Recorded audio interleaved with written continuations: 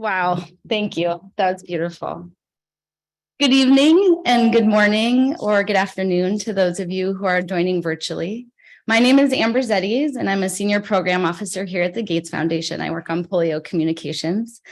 I'm so excited to welcome you all here tonight to celebrate International Women's Day in partnership with the Moth. Happy International Women's Day. I want to start by acknowledging that the Gates Foundation Discovery Center and our headquarters are on the traditional unceded territories of the Duwamish and Coast Salish people. We acknowledge and honor them with gratitude and recognize that this land continues to be their home. This only becomes meaningful when we combine informed actions and authentic relationships. In addition to being a global health advocate, I identify as a mother, a feminist, and an optimist. I started my professional career at Planned Parenthood, holding the hands of hundreds of women who are making the best choices for themselves. This is one of the reasons that I'm so proud to have you all here for tonight's program that complements our new exhibition, Designing Motherhood. I hope you've all had a chance to check it out. If you haven't, please do after the program.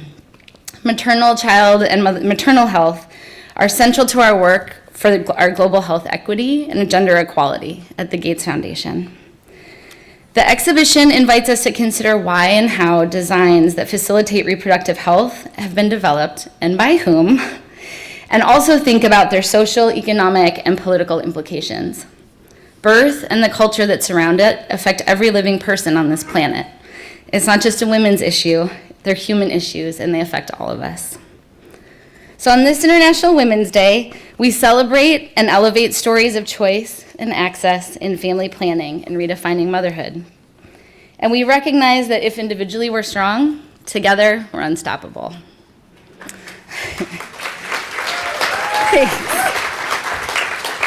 I'm also so lucky because I've gotten to work with the Moth team on a couple of projects over the years on childhood immunization and polio eradication, so I know we're in for an extra special treat.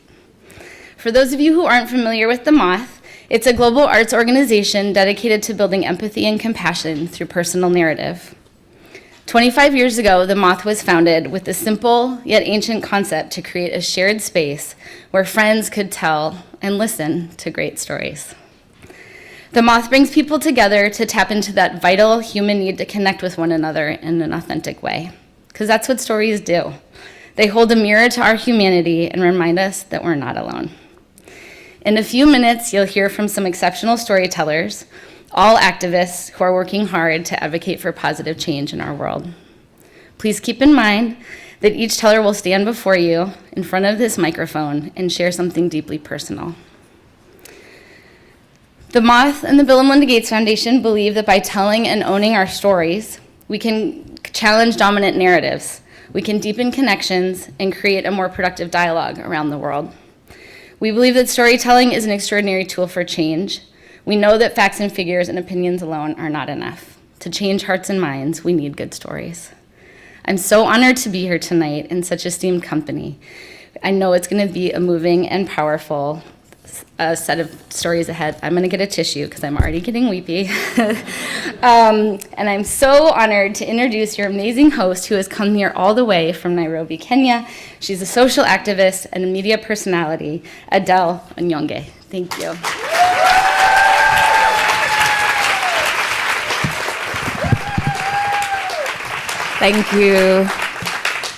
Thank you so much, Amber. I'll join you in tearing really soon as well.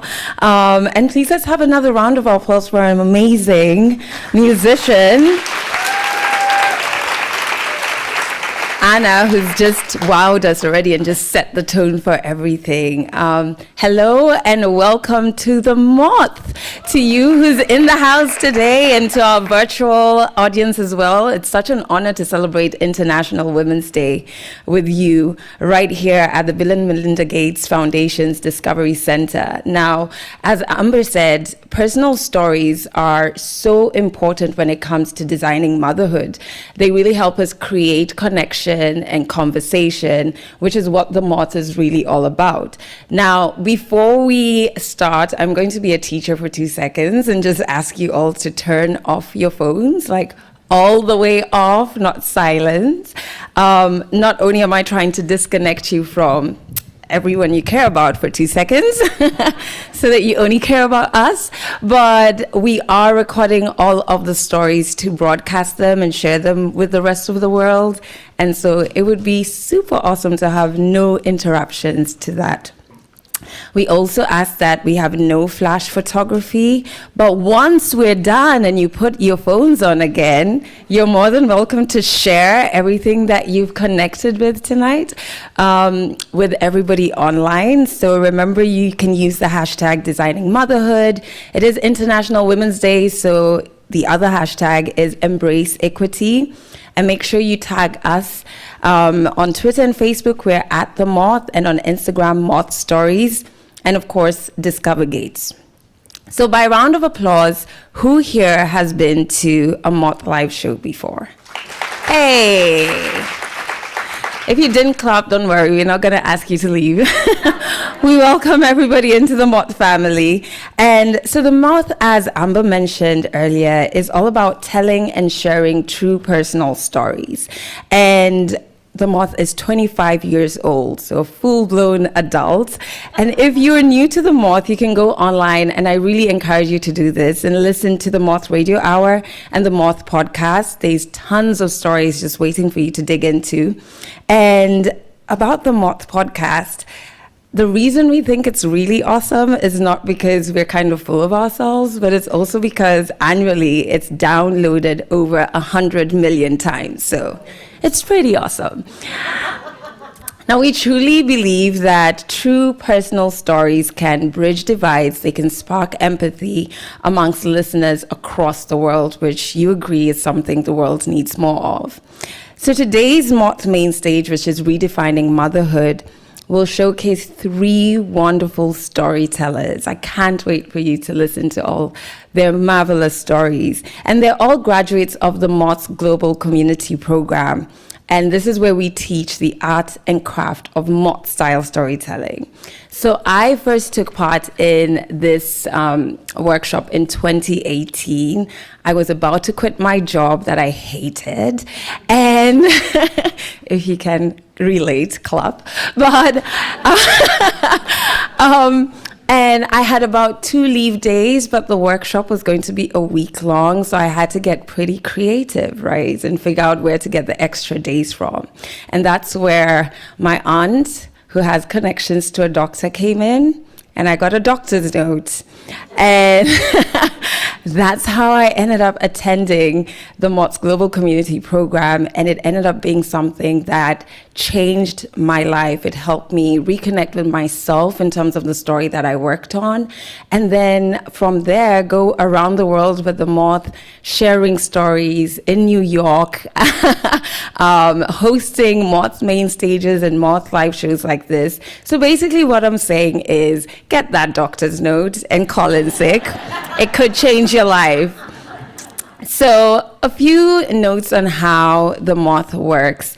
So the Moth stories are told without notes. I'm the only one who's allowed to cheat. And it's not stand-up, it's not a lecture. These are true personal stories. So as Amber said, it's something courageous for all the storytellers to come on here and let us into their world and into their lives. Each storyteller has about 10 minutes to share their story. And Anna here is also going to be our timekeeper. So when we're getting close to the 10-minute mark, because sometimes you can forget and keep going on, Amber will play this. It's a nice, gentle reminder that we're getting close to the 10-minute mark. But sometimes gentle reminders don't work, and you just kind of keep going. And in that case, you'll play this.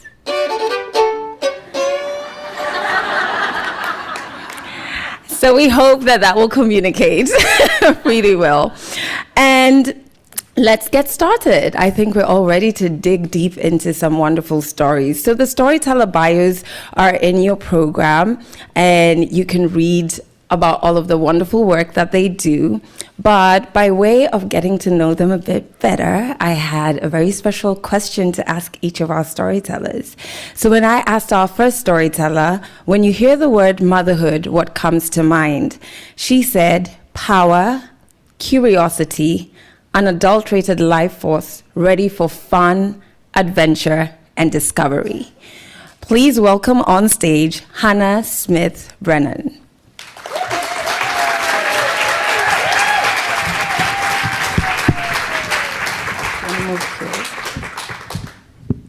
Hello, everyone.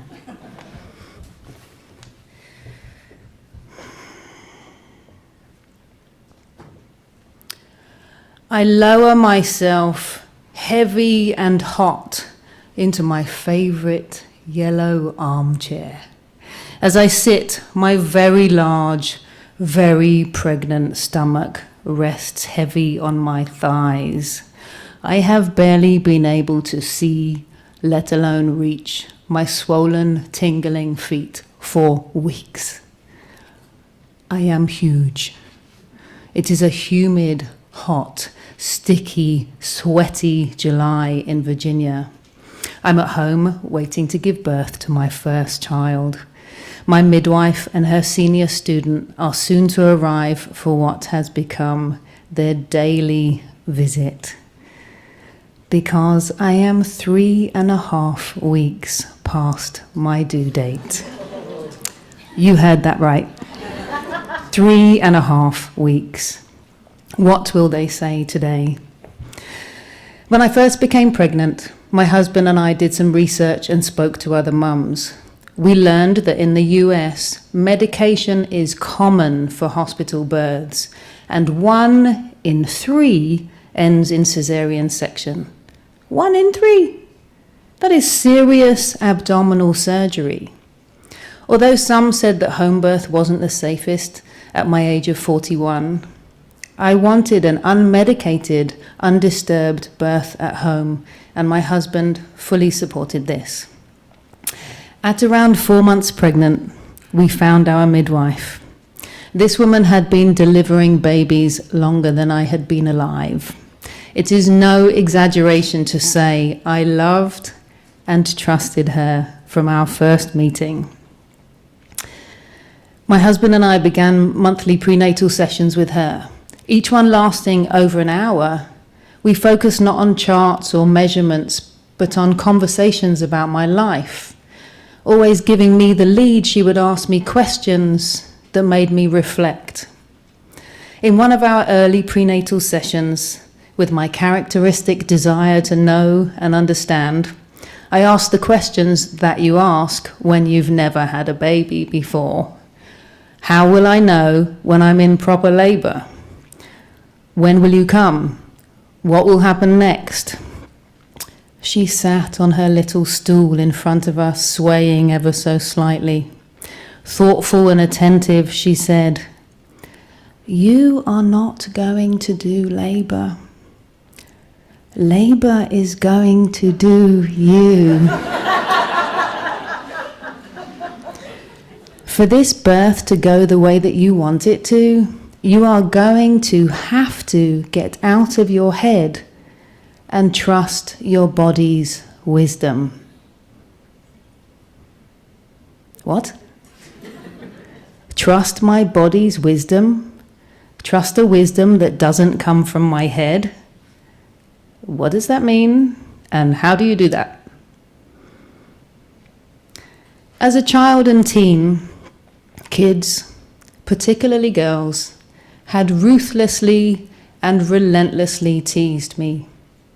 Teased me for being sensitive and overweight, treating me like something comic and unfeeling. Because I was overweight, men shouted mean things in the street at me. Nobody on magazine covers or on TV looked like me. I received the very clear message I was neither valuable nor desirable. This indelible part of me that everyone could see, my body, I considered a failure and a liability. Angry, confused, and really hurt, I decided to be smart instead. Even as I began to change physically, the need to know and control and have a plan remained key to my success and my identity. And then, becoming pregnant and growing and changing in ways that I didn't understand, I still felt the need to know and to plan. Because deep down, I still believed that my body was a liability, not a source of wisdom. As the months passed, my baby grew inside me. Guided by my midwife's gentle probing, I slowly began to discover this idea of this wisdom thing. Her method made it clear that she was the expert in midwifery, and she trusted and believed in me to be the expert in my body and giving birth to this child. I gradually began to trust that if my body could make a brand new human being, it probably knew how to get it out.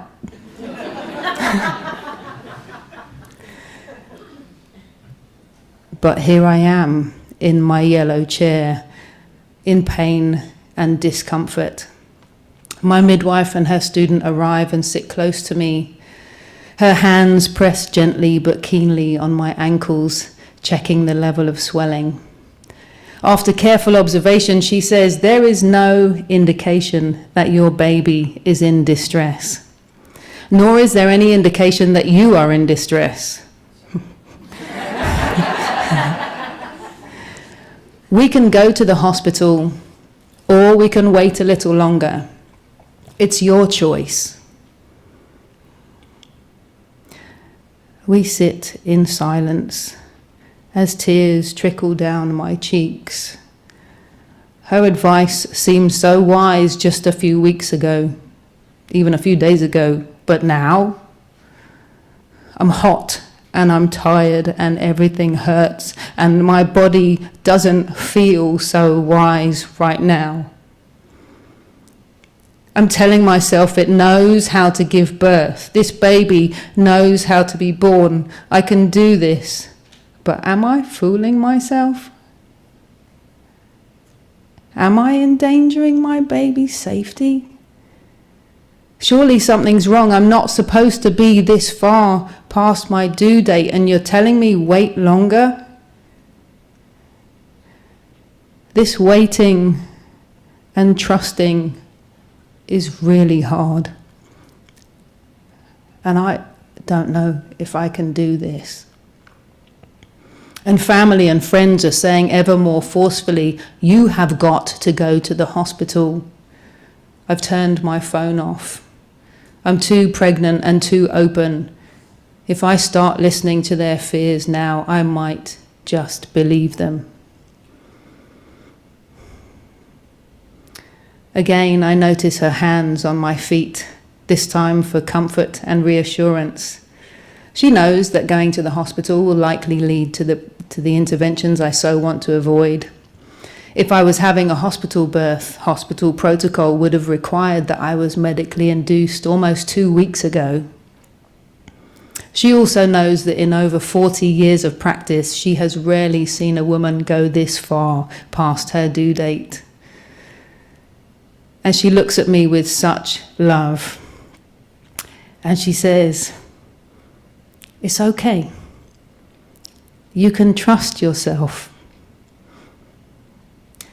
That night under the full moon, I tell myself, my body knows how to give birth. This baby knows how to be born. I can do this. Please, moon, help me. This baby has got to come out. That night, I sleep through the night for the first time in weeks, and I wake feeling weirdly rested and scared at the same time. The next morning, I go into labor. My husband, my constant support. My midwife's model of care is to stay out of my line of sight. I barely see them, but I know that they are there monitoring me and my baby. My body labors as it needs to, and when it's time for birth, they are right there with me. Their quiet, patient presence makes me feel completely supported and that my body is the one completely in charge. My mum has always said, birth is the only pain for something right. After 15 hours labour, shortly before my 42nd birthday, in the cosy familiarity of our home, I give birth to our healthy, happy, beautiful, 10-pound, 4-ounce son. And I am different. I am a different woman. My body is neither liability nor failure. It is a great source of wisdom, and I trust it more and more every day. Thank you.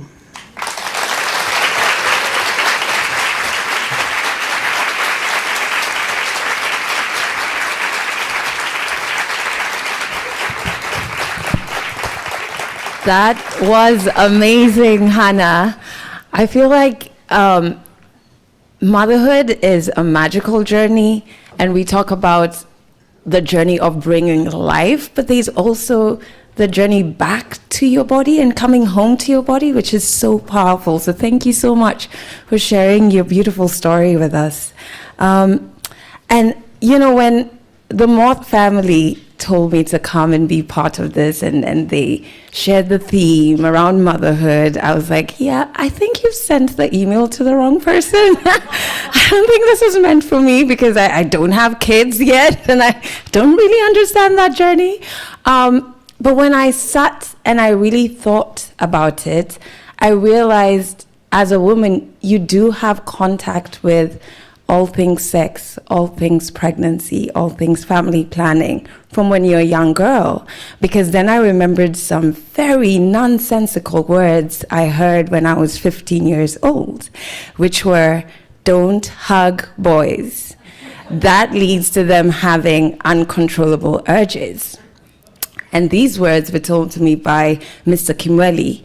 He was the head of the IB program at St. Mary's School, Nairobi, and is commonly referred to as Saints. It's a very prestigious school. It's known for its show-stopping musicals, remarkable rugby team, and famous alumni like the former president of Kenya, Uhuru Kenyatta. Now, Saints is exclusively a boys-only school from class 1 to form 4. But in IB, they let girls in. So at any point in time, there's about 40 girls in a sea of boys. So I was about 15 when I joined Saints. My mom thought I was too young to go directly into uni, so IB it was. And I really didn't want to join the school. I was scared of it because of the horror stories I'd heard of how the boys would bully the girls.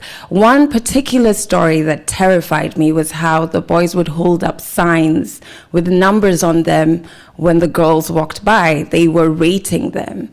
And so as much as I was 15, which is the age that boys are no longer disgusting, they're now kind of intriguing, I still didn't want to join Saints.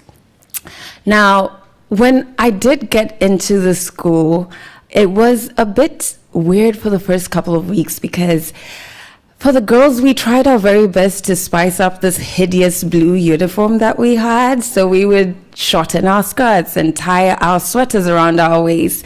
And in my case specifically, I chose loud and big earrings and tons of bangles, accessorized.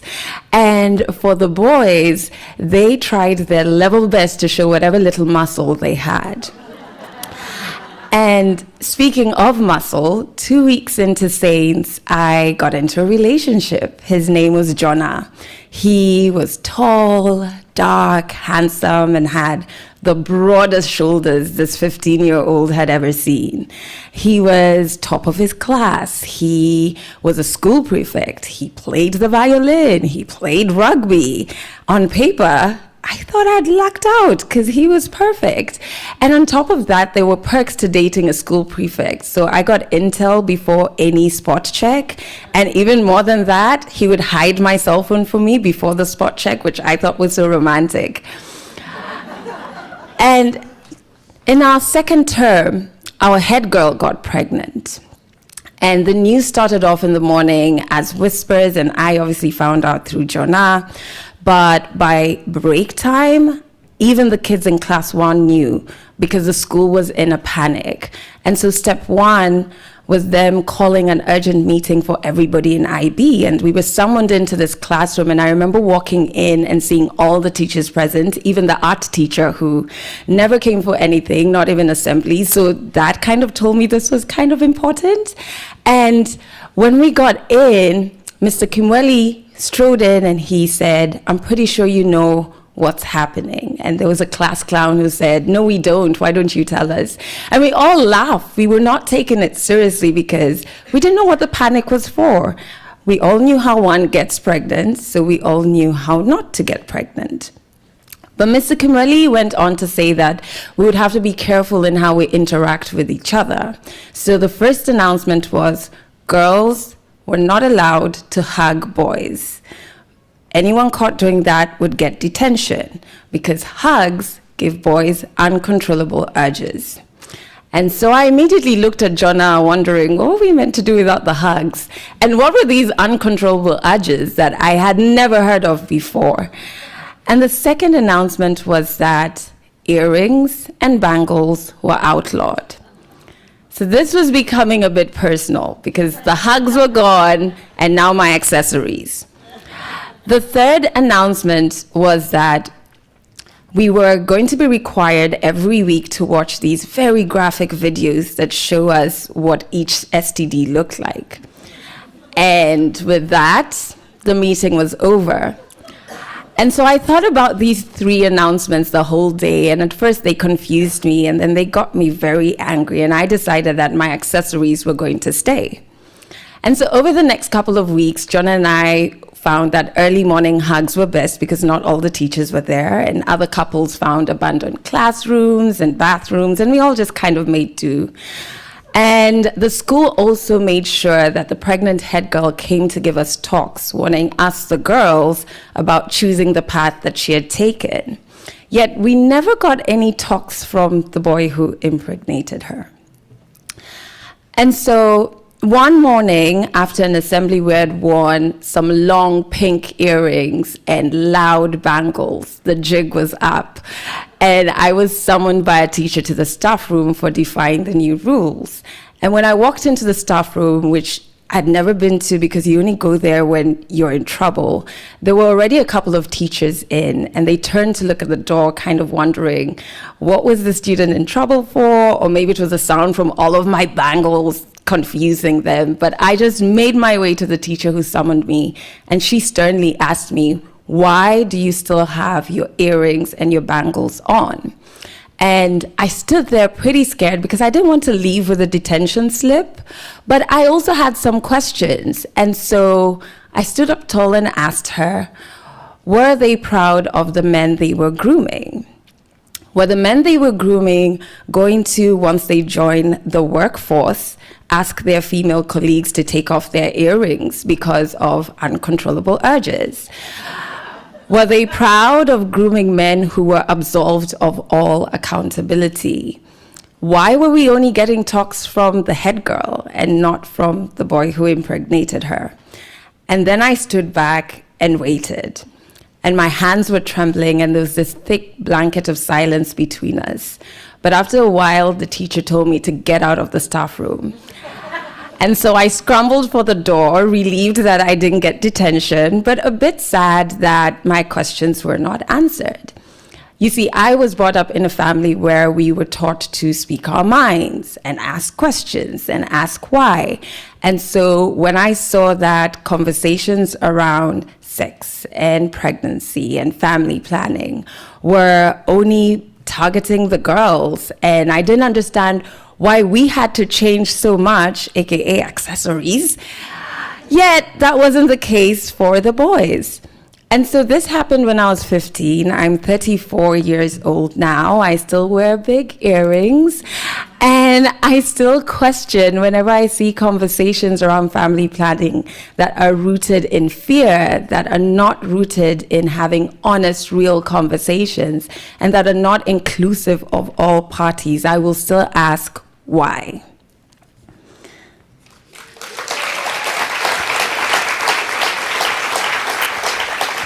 Thank you.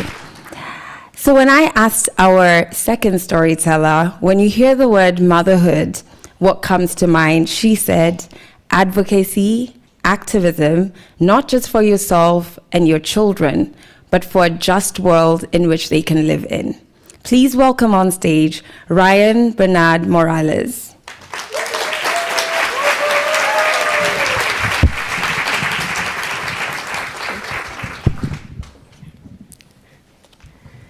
I was an attorney for the federal government in DC, and I was standing in the office of the judge I wrote for when she looked at me and said, "The thing is, you can't really write." This was the same judge who a few years prior had said, "Go ahead, get that mortgage for more than you can afford. You'll never make less than you do now." I realized she was trying to fire me. Work had become so stressful that my family called it the crying job. We started calling it this after an extremely long day at work, when I came home to find my 2-year-old not in their bed, but in their nightgown, on the stairs waiting.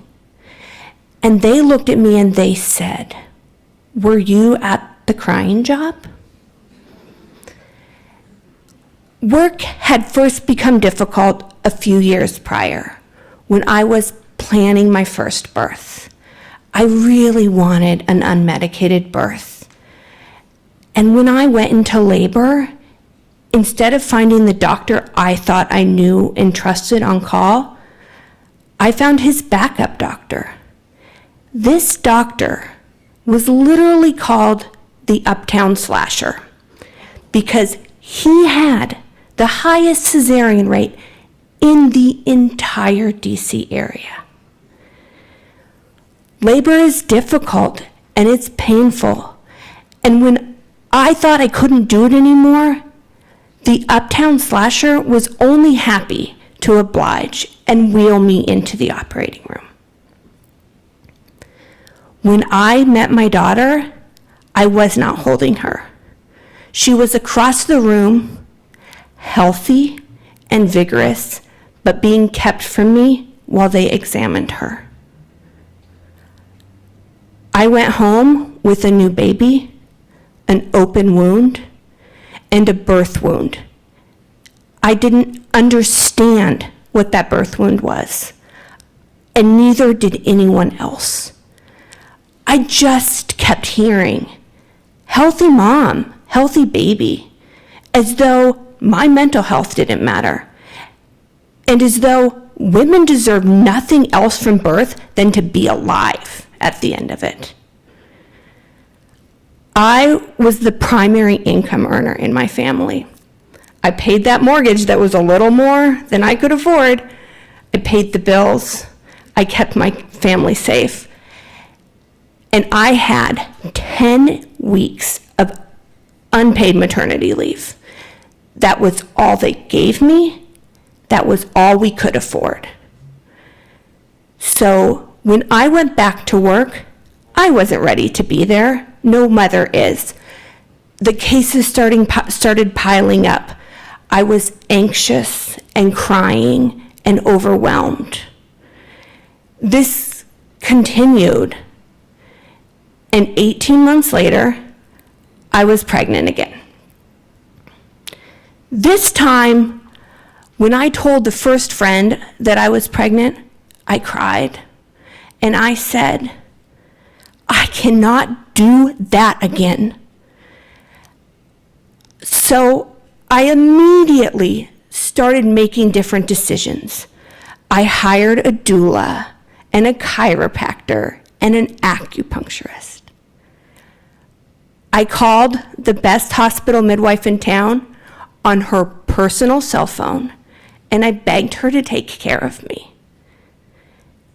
In our visits, she told me, "I've never seen anyone do as much as you have done to get to the birth they want."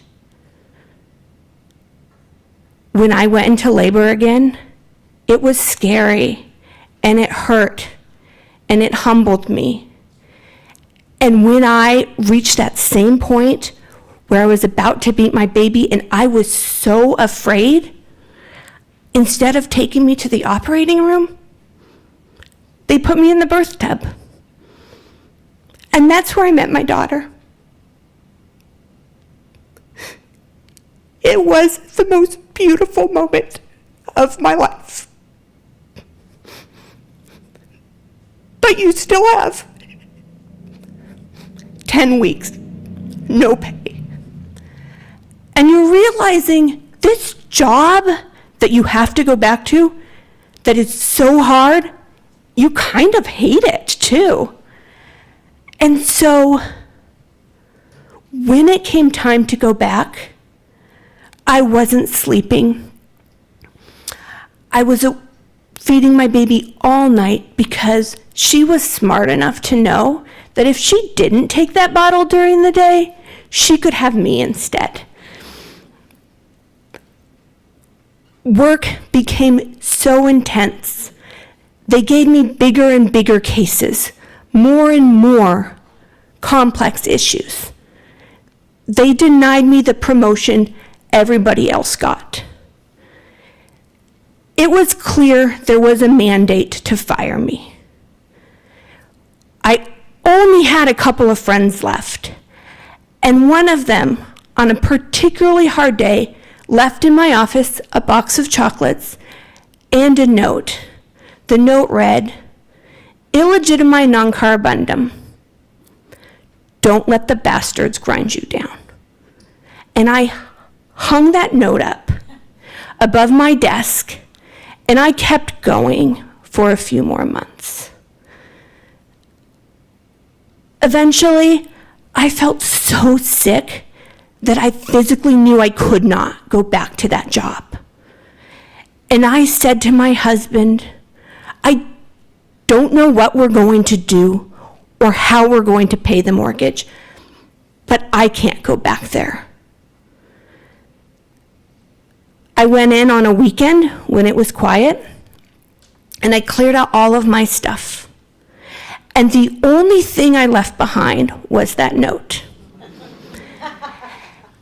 And I take great pleasure to this day in imagining my judge walking into my office and finding only that note and going back to her office to Google it.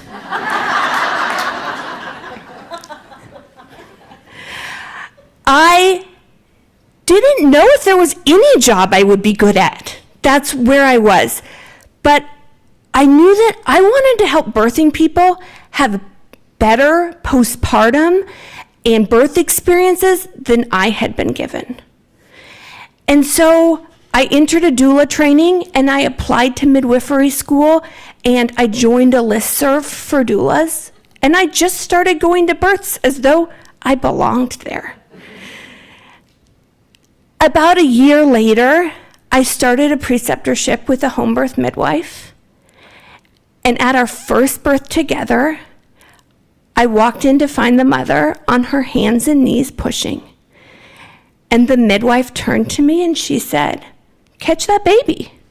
And I caught that baby. And I smiled for days, and I knew not only that I wanted to be a midwife, but that I was going to be a really good midwife. A few months later, I was unexpectedly pregnant again. This time, I asked the midwife I was training with to help me plan for a home birth. the pregnancy felt different. I had a job that I loved, even though it was intense, even though financially things were still really complicated for us. And when I went into labor at home, it was still really scary, even though I was an expert in it. And when I got to the end and it was time to push my baby out, I was so scared. I said, I want to go to the hospital. And my midwife brain said, where are you going? There is no epidural waiting for you. You are just going to meet your baby. But they put me in the car. They respected my choice and my autonomy. And they took me to the hospital where I had had my first vaginal birth after a cesarean. Right when we got there, the midwife who had helped me with my first vaginal birth looked at me and said, Ryan, you just need to push your baby out. And so I did. And even though he wasn't born at home, he was born into a room of people who loved me and valued him. Postpartum was still really hard, but this time I was armed. I knew all the doulas, all the midwives, all the lactation consultants, and I knew enough to listen to them. I had a job where my baby could come with me, or I could just say no.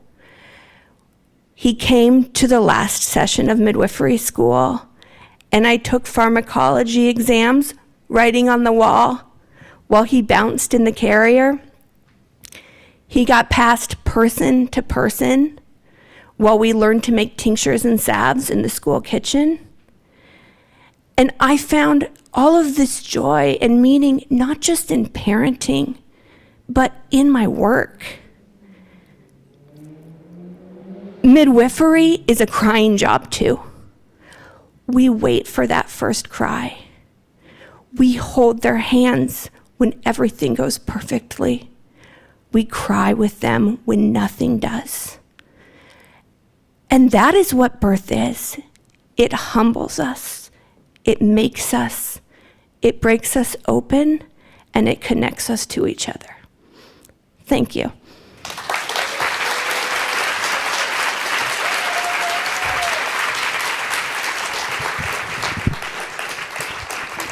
Ryan, that is so powerful. What a beautiful reminder of just like how to take your own experience. And very many women do this and just pay it forward to other women. And so we value you, your story, and the work that you do catching the baby. So we only have one storyteller left, but before I bring her up, I do have a few announcements for you, just to let you know this amazing magic we're experiencing. Who put it all together? So tonight's show is directed by Sarah Austin-Janez and produced by Ignacia Delgado. Let's give them both a warm round of applause.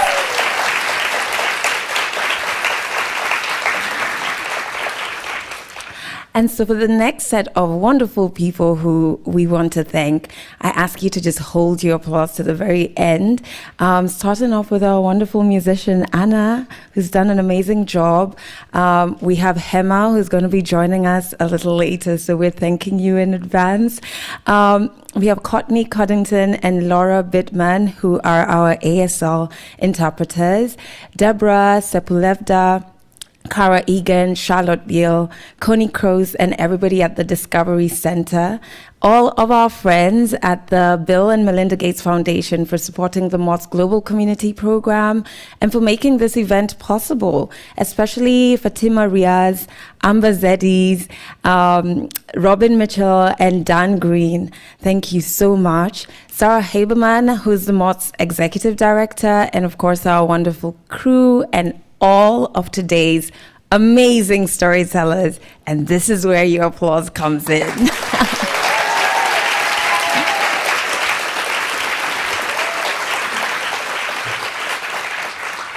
So everybody has been answering this question, and I feel like maybe we need to hear Anna's voice as well.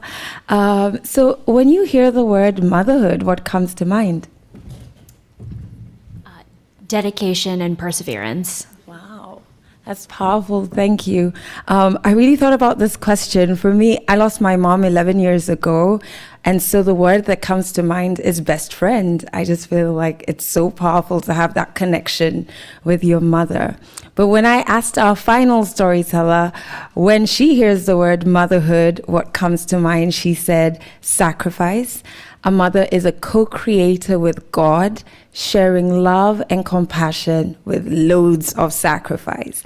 Please welcome on stage Roselyn Orwa.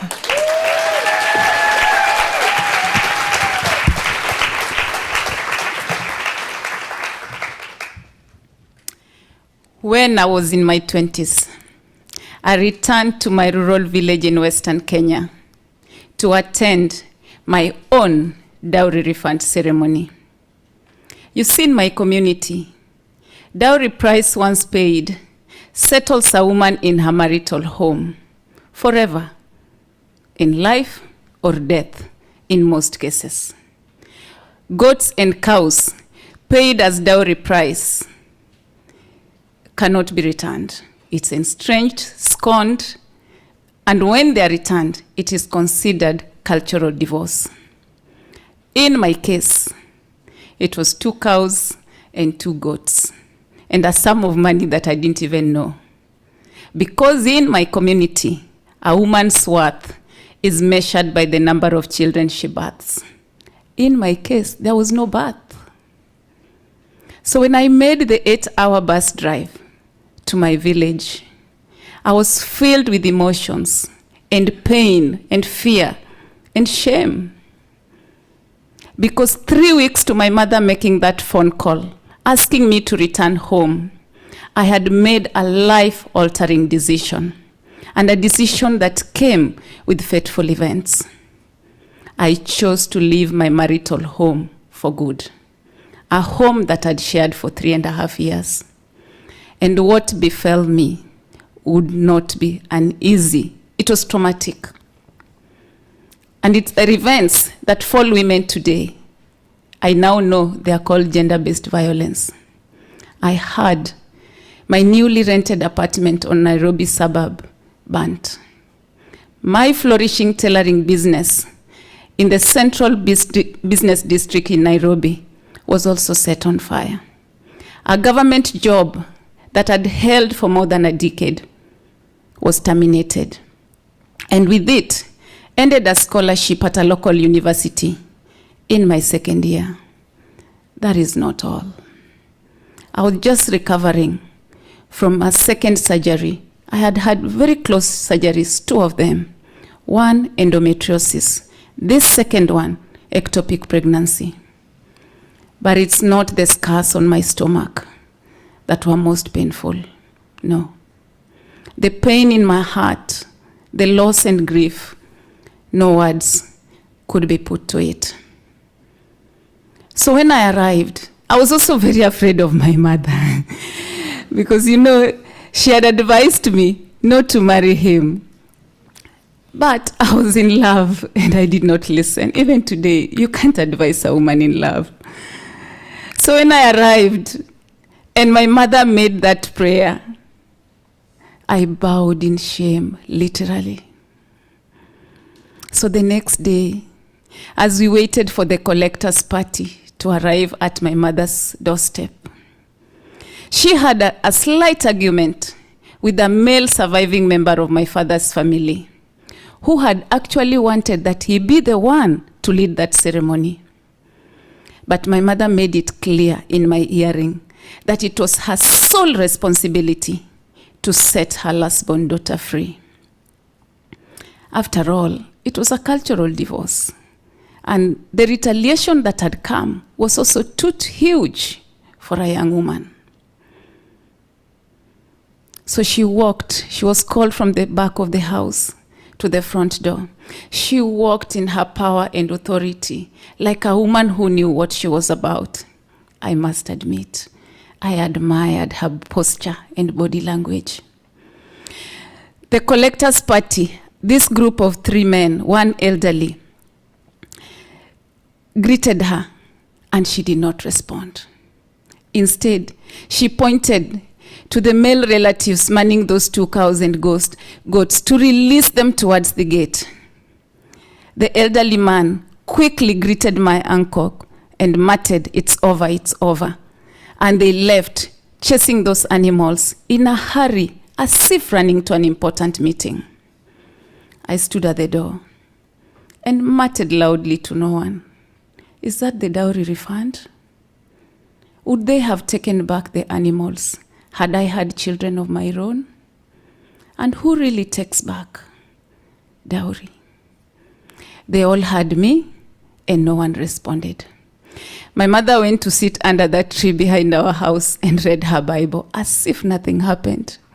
My uncle sat in the living room, throwing glances at me. In our community, elders don't look at you right in the eye. I thought he felt my pain. This ceremony was attracting villagers, especially from the nearby homesteads. Particularly women were walking in.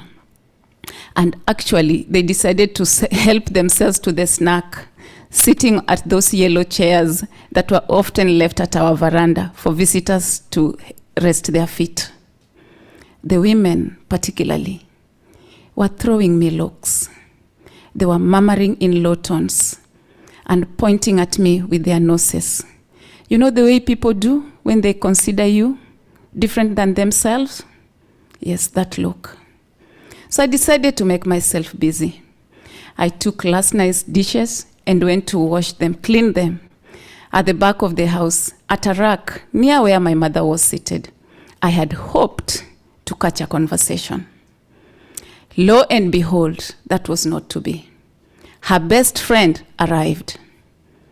I had known this woman also in the church, and she began to question my mother, why her prayers were not strong enough, long enough, deep enough for God to bless her last-born child with a child of her own and remove this shame from her family. My mother did not say a word, and she went on and on. I was washing those plates, putting them on that rack that had termites eaten on one side. It was slanting, falling apart. I was falling apart, just like that rack, listening to her. So I took the few plates I'd cleaned and went inside the house. I do not know at what point the woman left. So 2 days went by with an awkward silence in our household. My mother said nothing. The villagers kept coming to trigger conversation. So I decided it was my personal story. So I went into her bedroom on that second day in the morning. She was sweeping the floor, cleaning those corners that children often don't clean when you ask them to clean the house. So I stood at the door and I asked her, "Mama, why did you not say anything back to your best friend?" She heard me. I knew she heard me. And she did not say a word. I said, "Mama, I know you hear me. At least to your best friend. Forget the others. You are a teacher. You understand it is endometriosis. It causes women infertility. Why did you not say anything back to your best friend?" She slowly lifted her head up and took a stern look at me and said, "What is there to tell them? There is nothing to tell them. Give me a new story to tell them. Use the committee in your head." The committee in your head was a very common statement in our household. It meant you are the treasurer, the chairperson, the secretary, and the member.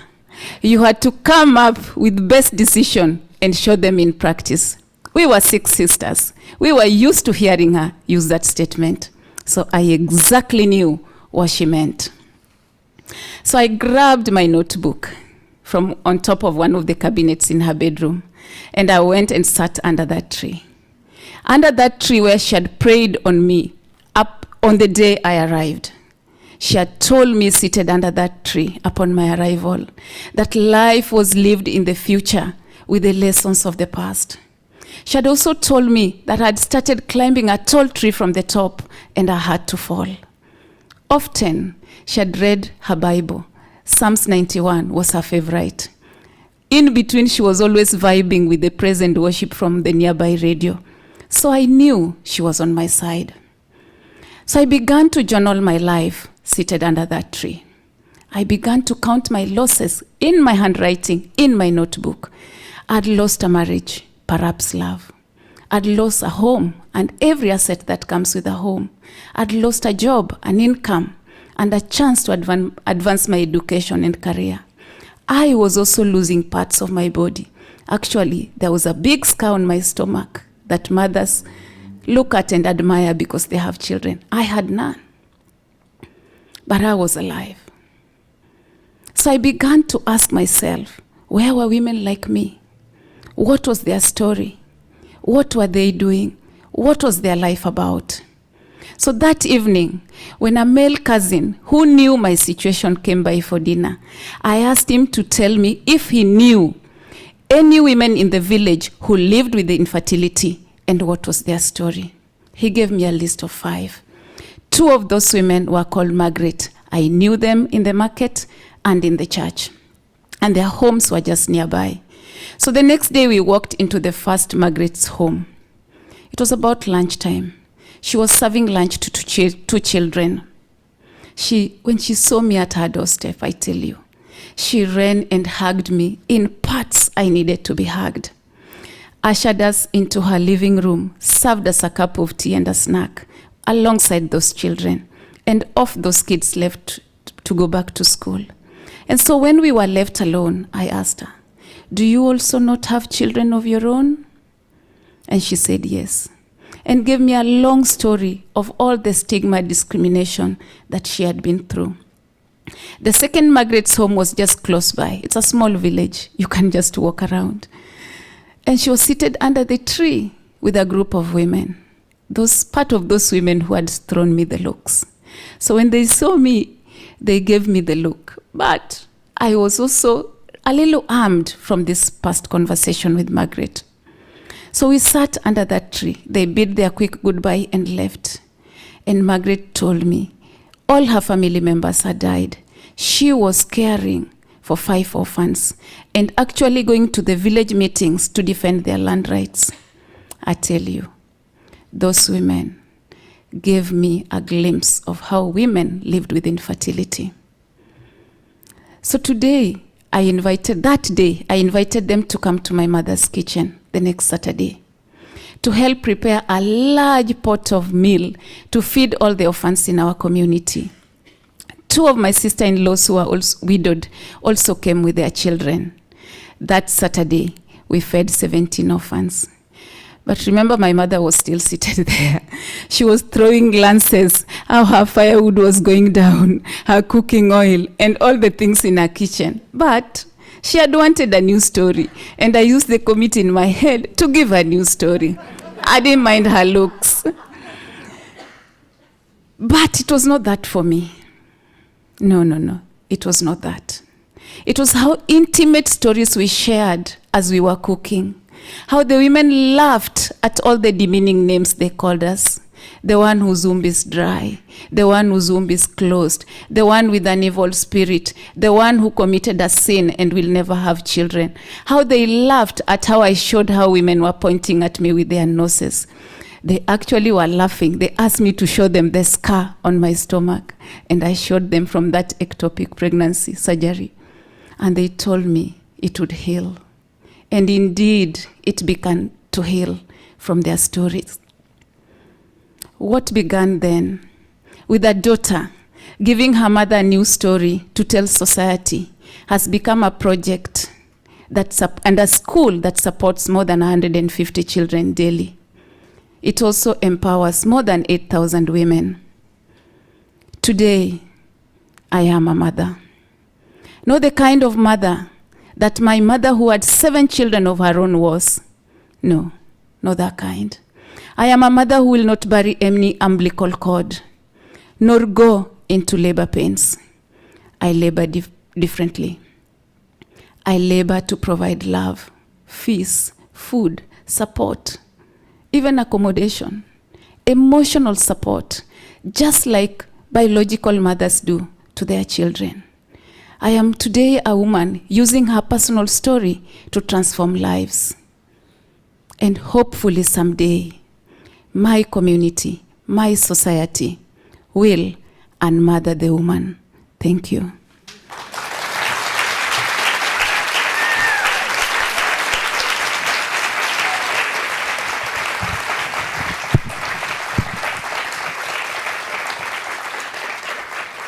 That was so powerful, Roselyn. Just speaking to how stories can help kind of erase stigma and allow us to have conversations that sometimes we're uncomfortable with. And then just to see the powerful work that you're doing is so commendable. So thank you for sharing your story with us tonight. It's been quite powerful, hasn't it? Right? Those stories have been so moving, so moving. And I hope that this evening, and I always say this about Moth shows, they're so expanding, and you kind of like connect to the story and find your own story as well in the stories. And I hope that's happened for you, and that you keep sharing your own personal stories, because this is how we create community and this is how we create change. And we all know, being International Women's Day, it's important to highlight that when women are healthy and empowered to plan their futures, then what happens is families, communities, and societies are much better off. So keep the conversation going, which is what we're going to do. This is a special Moth show because it's International Women's Day. And so I kindly ask you to give us 1 minute as we reorganize our stage for a very fun panel. So that's coming in the next minute.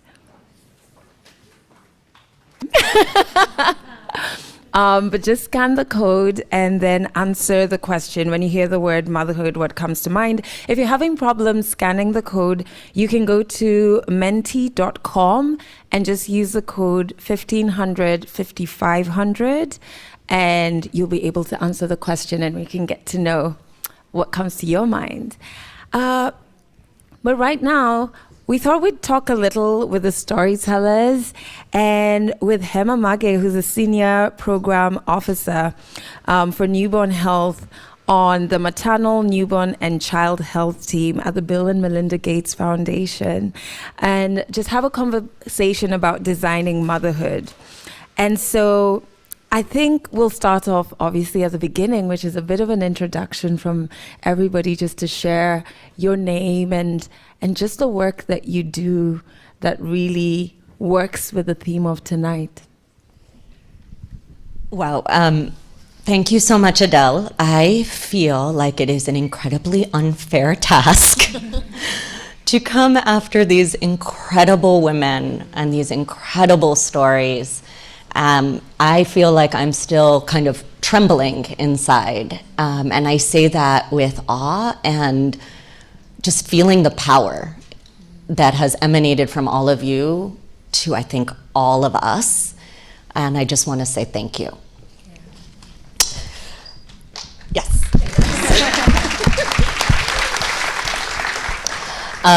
So now just to introduce myself, I'm Hema Mage. I'm a pediatrician and a senior program officer at the Gates Foundation, as Adele just said.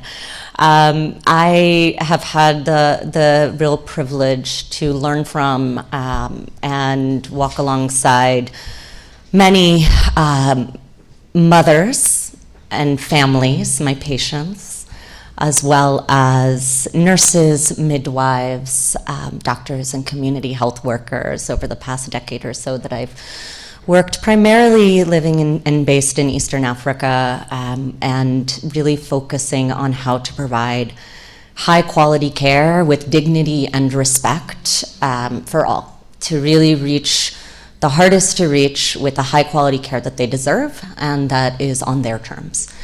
And I joined the foundation 3 years ago with really this opportunity to honestly go where there were resources and try to bring a bit of that experience and those voices and what I had learned from the opportunities and privilege I had been given into a space where we could try to shape and guide the global agenda. The thing that we're able, one of the things that is really special, I think, about this foundation is that in the maternal, newborn, child health team, we really work to try to think big and dream big and really bring, I feel like what I find really valuable is bringing the stories and people who are really impacted by the problems we're trying to address into decision making. And that's a constant journey. So we work to try to address large equity gaps, primarily by trying to understand vulnerable populations. We use the word vulnerable, but honestly, it's really populations that are afflicted by unjust systems, largely. And the problem that our team tackles largely is really around the injustices that too many women face around childbirth. So we know that 800 women die every single day in birth, and that 2.5 million babies die every year in the first month of life, and 2 million more babies are stillborn. And this is a problem that affects every single human being, and yet people are not marching in the streets every day about it. So to me, that's a tragedy. And our team, we try to work and partner with communities, grantees, governments, to try to develop innovative solutions to trying addressing some of these equity gaps, and then partnering to help bring them to scale and really trying to reach people who need them where they need them. Thank you so much. That's such necessary work. So thank you to you and your team. Let's hear from you, Roselyn. My name is Roselyn Orwa, founder and director of the Rona Foundation. I am a widow, I'm a storyteller, I'm a widow advocate. I work with, and my widow community is here. My work is centered on supporting vulnerable children, rural vulnerable children, through education, care, and support, and generally to support women get their voices back. Because in the context of where I work, a lot of women are uneducated. We are coming in an African country, in a rural community, which is HIV perished and later COVID-19. So men are really not there. We were looking at this room earlier and saying only 10% of men are present. It's a women affair. So it's literally like that everywhere. Cultures, ostracization of women, using photolism, like if we do the right thing for women, something bad will happen. If we defend and advance rights of women, something bad will happen. So just changing attitudes and behavior, advancing laws, that's what my work is centered on. But it is personally grounded on the power of stories. I only got here because of a personal story. Thank you. Yeah, thank you so much. Let's hear from you, Hannah. Hi, everybody. My name is Hannah Smith Brennan, and I am originally from London. You may have guessed that, but now live in the US, and my background is in play work and youth work, and I latterly became a university lecturer and professor here, working in applied social science, and my particular area is working with practitioners to develop their skills in understanding the social world that they're going out to work in. So social workers, teachers, nurses, etc. Talking about families in social context and childhood in social context. And I came to this storytelling, as you heard, because of this experience that was very personal around becoming a mother. And I'm now a mother of 2 vibrant, adventurous children. And storytelling has become integral to that work with the professionals that I work with in universities, and also in my youth work. And I have become this advocate through this personal story. And it is clear that everybody gravitates to storytelling in professional settings, in personal settings. And so it's a real honor and pleasure to be here this evening. And I'm grateful to all of you, and also our ancestors and our descendants, on whose behalf we do this work. I am impatiently optimistic, I think is the term. I'm Ryan Bernard Morales. You may have guessed what I do. I am a home birth midwife in the DC area. My practice really focuses on birth work as social justice work. So trying to create a space that is size inclusive, trans and queer inclusive, that centers Black women and Black families, because they are twice as likely to die in labor when everything else is equal, including education and income. I think one of the unique things about being a midwife in DC is that we can march, and I think that being an activist in the community and knowing that I have the opportunity to be a part of marches on all kinds of things that affect birth, Roe v. Wade, climate change, Black Lives Matter, is a tremendous privilege and also a responsibility. And I just feel really honored to be here with all of you, and especially with these women tonight. Thank you. Thank you.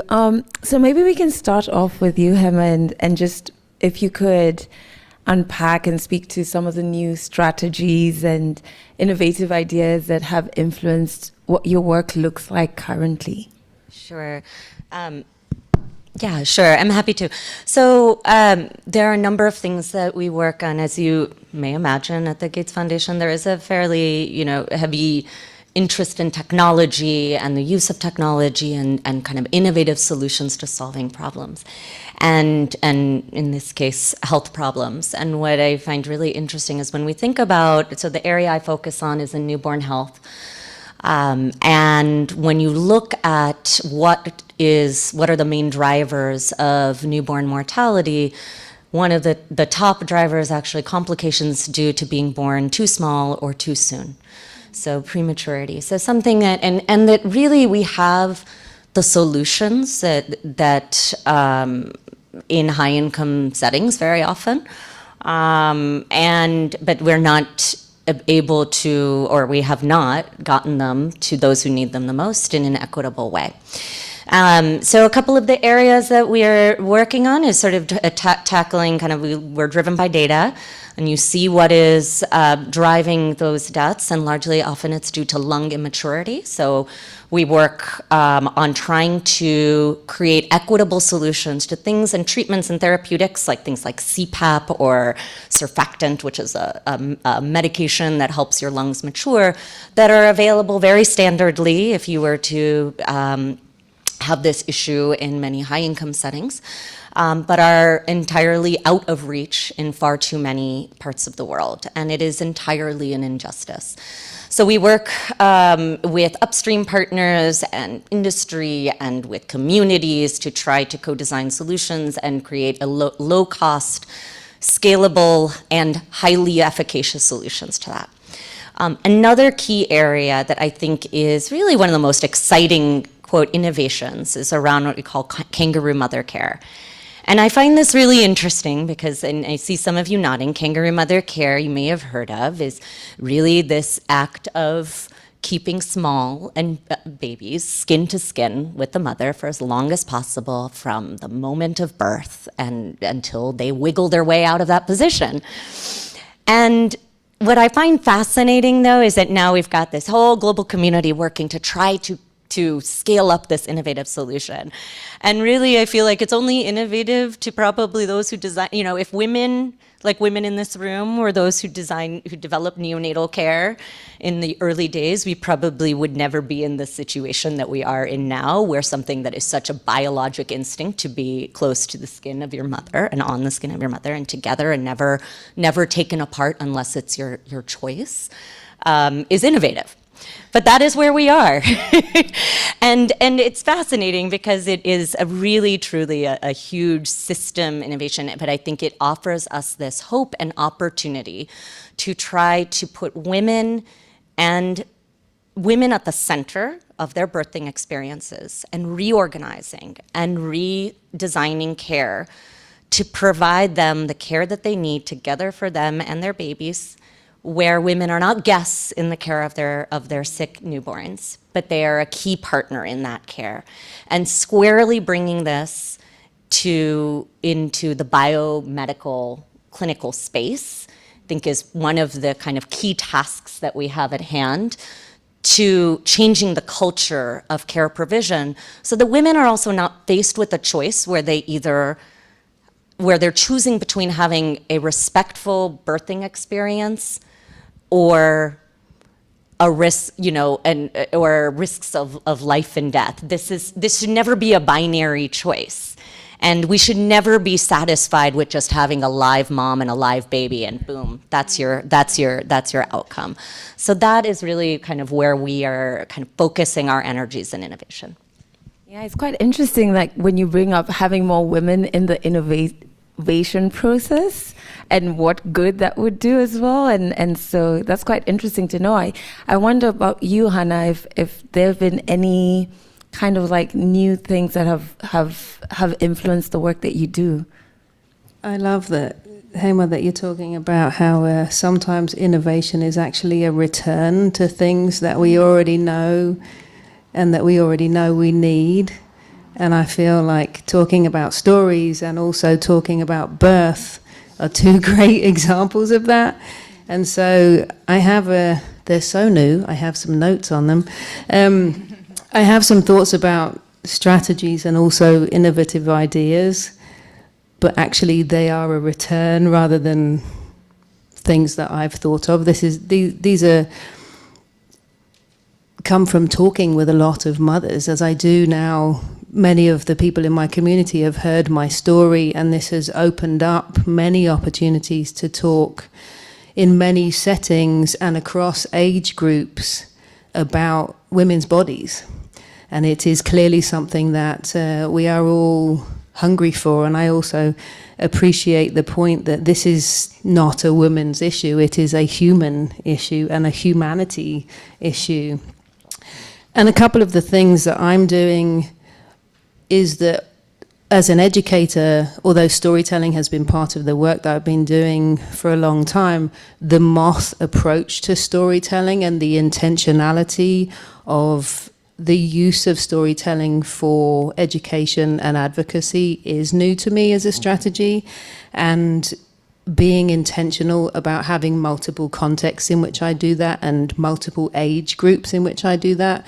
And I have three examples. One is in the classroom with my students and using storytelling there as a way of teaching and also connecting with them in dialogue. Another example is I'm here this evening with a delegation of traditional midwives who are sitting over here, including my own midwife is here this evening that you heard my story about. They have they have flown across the country in order to be here this evening, which is in part testament to the storytelling work that we have been doing together. So we held a retreat with traditional midwives to enhance their already existing splendid storytelling skills with this intention of using storytelling all the more powerfully to advocate for their own work and themselves, and also for the birthing people and families that they work with. And something that has come out of that work is this real strong immersion of community amongst us as a result of telling stories and working on stories together, right? There's this, somehow this power that you were talking about, Hema, that comes out from stories and you feel it, and that in itself creates certain types of community, which is a wonderful thing to be experiencing. And the third place in which I'm using storytelling is with the young people in my life, my neighbors, my nieces and nephews, and encouraging conversations. Many of them have heard this story, and it has been a platform by which I can then engage in conversations with them about women's bodies and also about birth. And it seems clear to me that we need to start talking about these things way before actually reproducing is what people are doing. Like, we need to be talking to young women and girls when they're 15 at school and having frank conversations that it's not your bangles that are doing it. Right. And just on this to complete on this second part of your question about strategies, but also innovative ideas, with this idea of I didn't invent these ideas, but we clearly need them. This clear picture that it is absolutely imperative and urgent that we value and support mothers and motherhood seems so obvious, right? What do we mean when we say value? It's a policy level question, it's a programs level question, and it's a personal, individual level question. And there are three kind of key narrative changes that I am seeing in the research that I'm doing and in the conversations that I'm having that are a kind of a towards what, going with the title of this evening, things that make and break our births, moving towards what makes our births and moving away from what breaks our births. Number one, women's bodies inherently work. We need to move away from this narrative that pregnancy is a pathology that needs to be managed. I'm not sick, I'm pregnant. It's different. That we need to move towards a mother-centric approach that honors the mother-child dyad, away from separating babies in favor of what works for the healthcare system. And number three, that to imagine a patient-provider relationship that trusts and prioritizes the birthing person as the expert in giving birth and parenting, like you were saying, Hema, and away from this prioritizing of actually the constraints of what the care system can provide. And I see important benefits that come out of that narrative shift really, really very quickly. We build birthing people's trust in themselves and their babies, and that trust ripples out into all areas of their lives. That we build power for advocacy for themselves and for genuine advocacy for other people. And that individual trust and power builds communities based on trust and power, and that all of these things address major structural inequalities and biases towards women, towards families, and towards parents generally. And so those are a few things that I'm working on in terms of innovation and strategy. No, but thank you so much. And I really want to build on what you spoke about when it comes to personal stories. And it's just so commendable that it's not only an outwardly approach you're having, but even just like close family members, you're using your story to start conversations. And maybe, Roselyn, you can speak to the power of storytelling in creating connection in conversations that people shy away from, and communities that do exist but don't really have space when you're talking about matters around infertility. How have you seen storytelling, help your work? Storytelling to me is a tool, just like other tools. Personal storytelling is a tool, and my own story, the places I've been with it, I've spoken at the UN, Security Council, European Union. After 7 years advancing, I'm a believer in love. So even after all that story, I remarried and got widowed. My mother was dead, so there's no story. Maybe that's another Moth stage story, how I became a widow.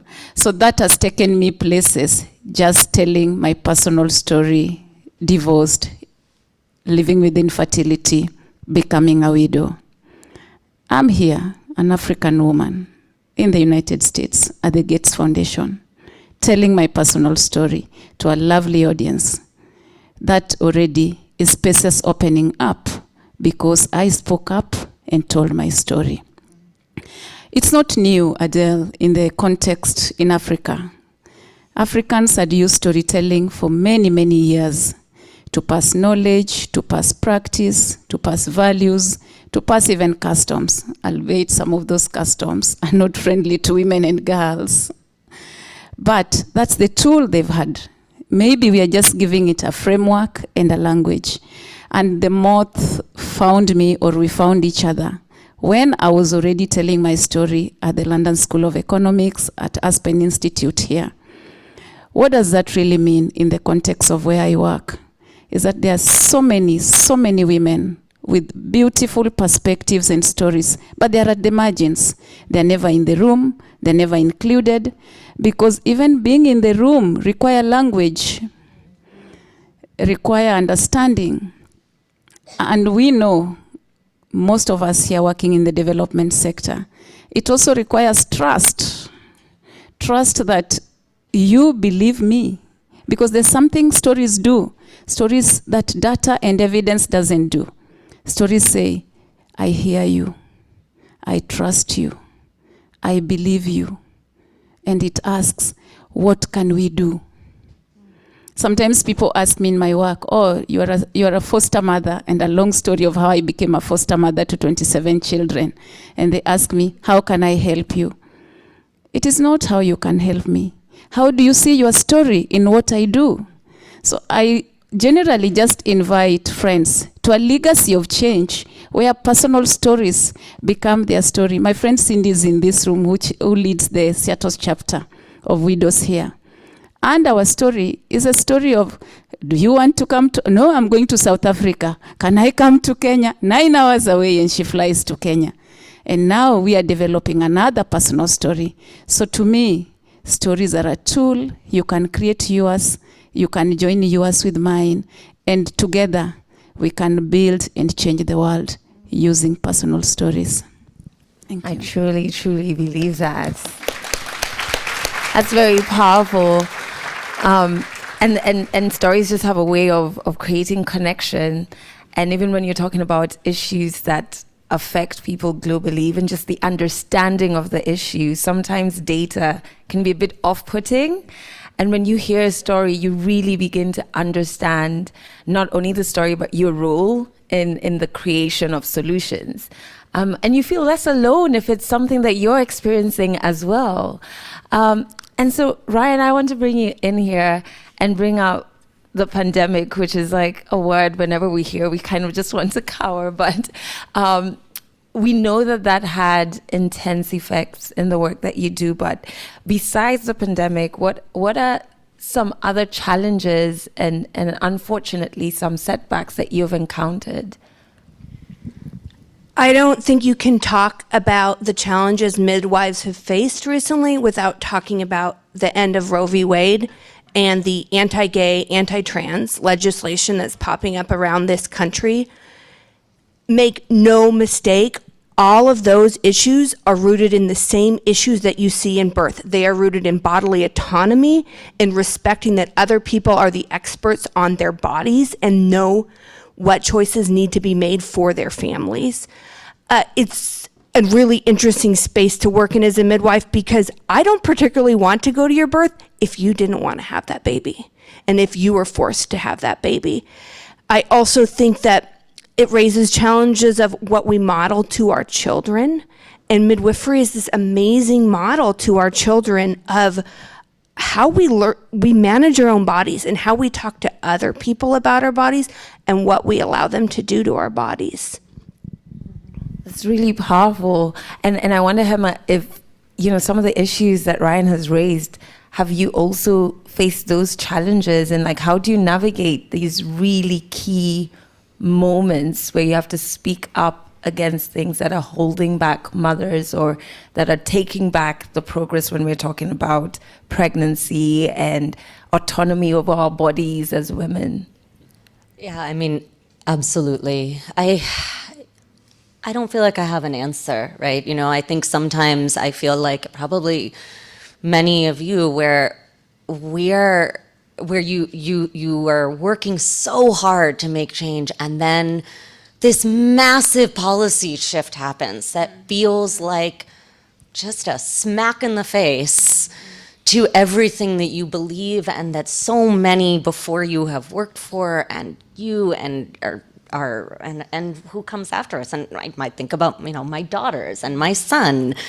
What is happening in this world? And I feel like, honestly, that is when I have to kind of recenter into my autonomy and my body. What can I do with the person and the being and the one life I have?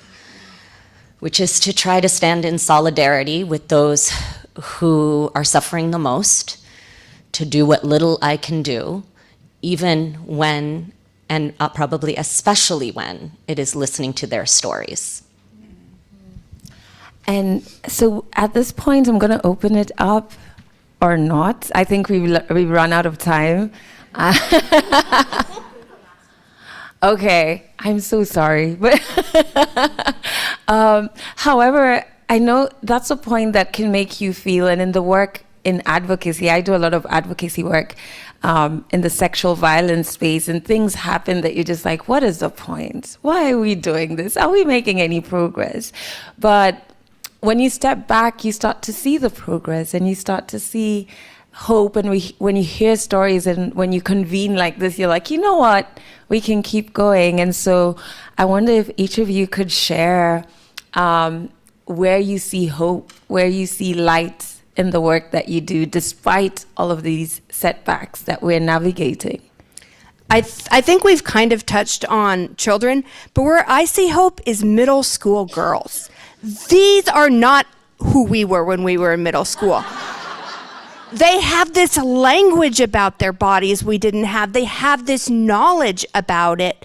And they are righteously angry, sometimes about the wrong things, but about the world we are living them. And whenever I doubt that this work is important, I just look at my little angry, wearing all black Girl Scouts, and I know that what we're doing matters.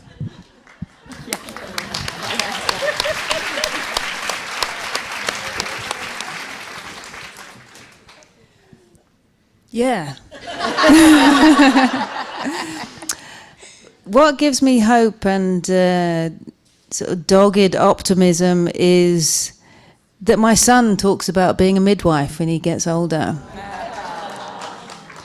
That my daughter was born this way, and deep in her bones, if she becomes a mum, she will know how to give birth.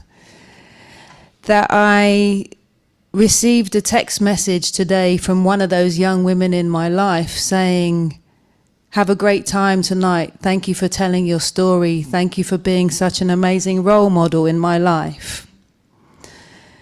That we have a second traditional midwives storytelling retreat next weekend to continue the good work that we started. And that we are here together, bolstering each other through storytelling, and that power is in us as we walk out today, and we take it into every area of our lives. I'm holding you to that. And myself. What gives me hope? I'm generally a very hopeful person.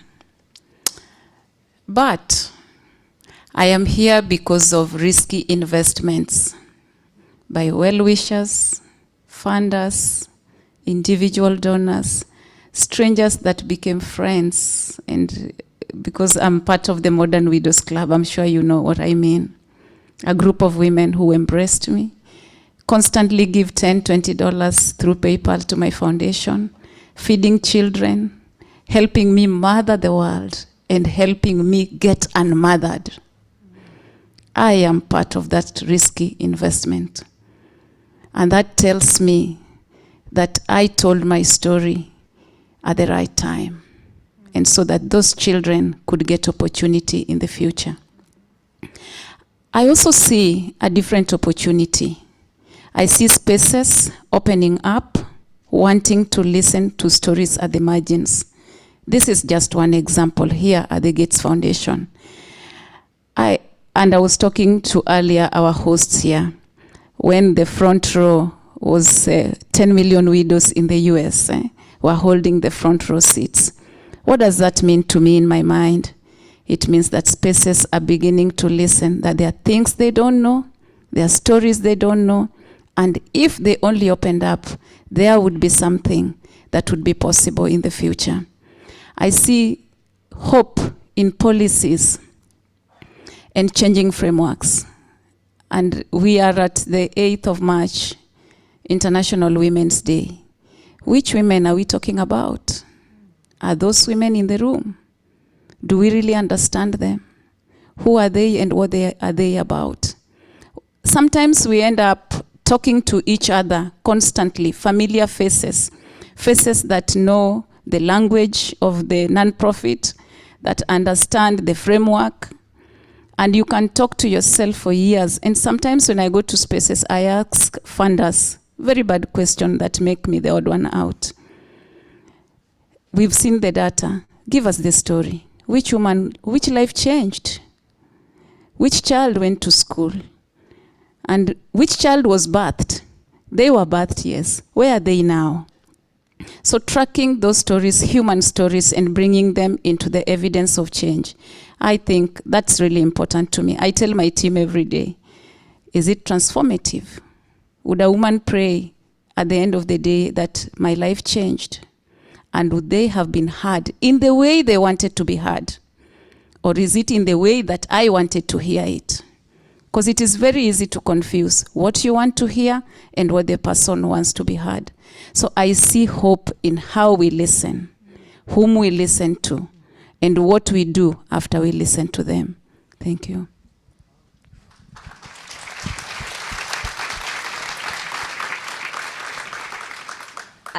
Thank you. I mean, maybe just to build off of that, as I really see hope in the telling of stories to continue to build a movement that I think needs to be led by women with the allyship of all. But the injustices that are faced in birth are universally affect women, and they disproportionately affect Black and brown women in the US and in Africa and in South Asia. And I would love to see the power of stories help to bring all of these women together around a common goal and a common mission to tear down those systems and to rebuild them to serve us better. It's very powerful.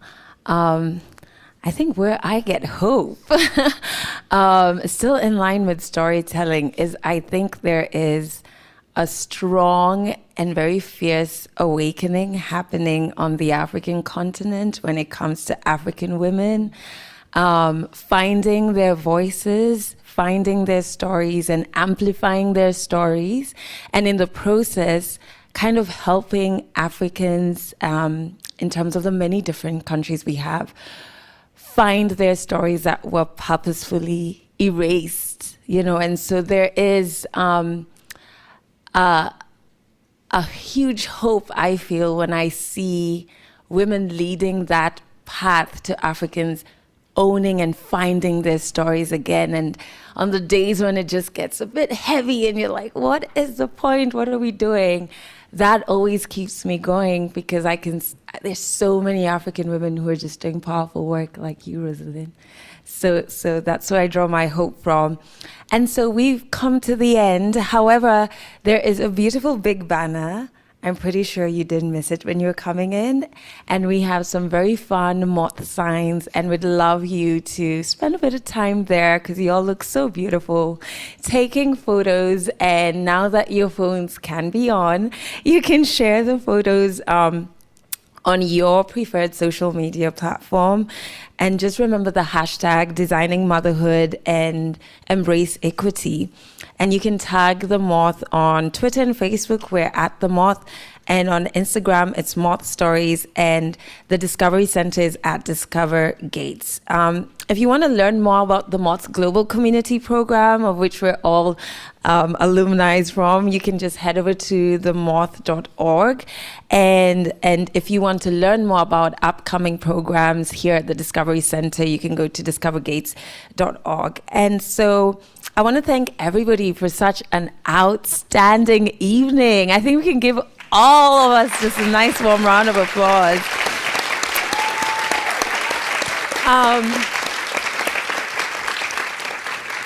from the Bill and Melinda Gates Foundation Discovery Center, the storytellers, to you, our in-house audience, and to those who are streaming from everywhere in the world tonight. It's been so beautiful celebrating International Women's Day with you, and I'm sending you so much love. Thank you for being with us this evening.